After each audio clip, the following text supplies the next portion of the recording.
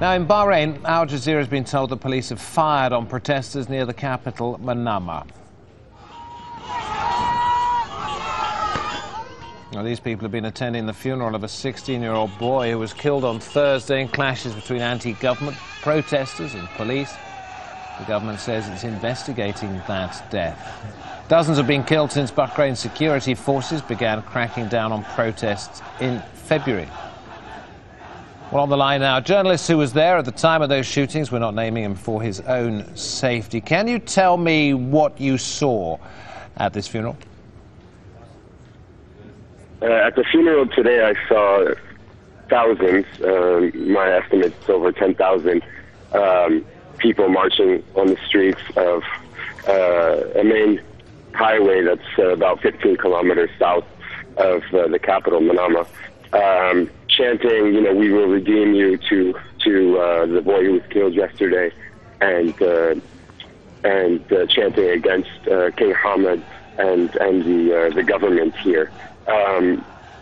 That after the funeral, people marched to the main street where they were immediately met with police who were firing tear gas, rubber bullets. I'm actually in a village right now, and I don't want to say which one, but I've been to a number of villages tonight where a similar situation to what happened last night is taking place, where basically hundreds of youth in various villages are taking to the streets, are using vuvuzelas that we remember from South Africa, from the World Cup, the instruments that make noise, and chanting Allahu Akbar, God is great, and chanting against the regime.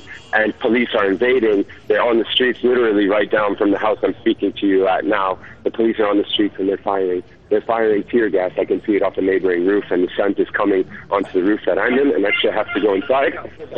I'm going inside now, and yeah, because the gas is coming in. But this is exactly what happened last night when the 16-year-old boy was shot in the streets. He was actually shot with bird shots, which is basically light caliber shotgun, and he was injured in his face, in his neck, and in his chest, and died as a result. And the Ministry of Information in Bahrain has confirmed this today. Well, as we understand it from what you've just been saying, you've had to get away from some tear gas on the streets. But tell me, when you saw the earlier protests and the police opening fire with what you say were rubber bullets and tear gas, was there any reason for the security forces to feel that they had been provoked? Was there any kind of confrontation? I've never seen any arms on any of these youth. I haven't seen anything more than a few stones.